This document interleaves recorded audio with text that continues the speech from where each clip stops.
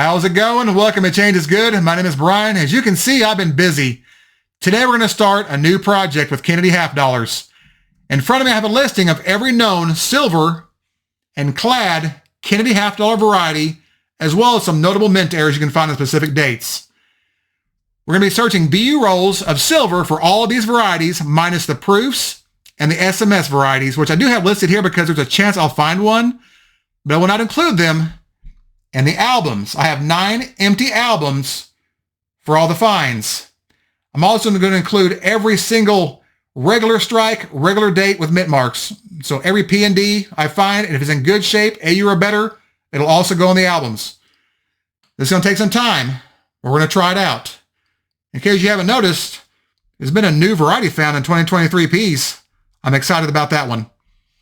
I call this the Completionist Albums, or the Kennedy Project. We're going to try to find everything. This could take years. Let's get started. All right, the first box with this new project. Let's see what's on top.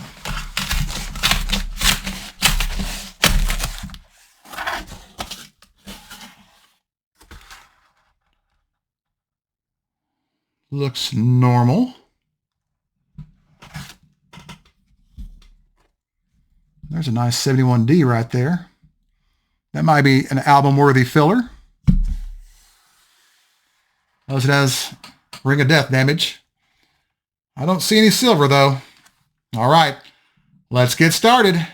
Third roll, we have our first find. This time it's an NIFC, or not intended for circulation, a 2003 P, mintage of 2.5 million. Around the board. And this one will also go on the album. Let's keep going. Been a pretty slow box. We're on roll number 17. We have another NIFC. This time it's a 2003 D with the same mintage of 2.5 million. It's got a little bit of the coating missing on the front, so I probably won't put it in the album, but it's still fine. Let's keep going. Roll number 23. We have another NIFC. This time it's a 2005 P with a mintage of 3.8 million. And it's in pretty good shape too, so it'll go on the album as well. Roll number 29, we have our first variety. Let's go to the scope. Here we have a 1982 P. If you look here at the number 1 and the date, you'll notice that it's missing its feet. That's your clue as to what you'll see on the back of the coin. If you flip it over, you'll see that it's also missing the FG initials here in this area. This is the 1982 P, no FG, FS 901 in the Cherry Picker's Guide. Our first variety of the box, and our first variety for the albums. Let's get back to the hunt. Roll number 30. We have another NIFC. This time it's a rerun, another 2003 D with a mintage of 2.5 million. But it is in better shape than the last one, so maybe it's album worthy. Let's keep going. Roll number 35, we have another variety. Here we have the reverses of 2 different 1972 Ds. The top example is the regular die. The bottom example is DDR number 2 on Variety Vista. As you can see, the lettering is just a little bit thicker, and the bottom stairs of the S's are rounded with splitting in them instead of being sharp like on the top example. You will also find small notches at the bottom right corners of the lettering in the words States, of, and America. All right, let's get back to the box. Roll number 40. Another NIFC. This time it's another 2003 D in pretty good shape. Let's get back to it. Roll number 45. Had 3 finds. 3 NIFCs, a 2002 P, a 2003 P, and a 2004 D. Let's get back to it. Folks, we've got an empty box, so let's do a recap. Well, it wasn't a bad box, even though it was silver-free and light on the varieties. We had a total of 10 finds, plus 9 album fillers.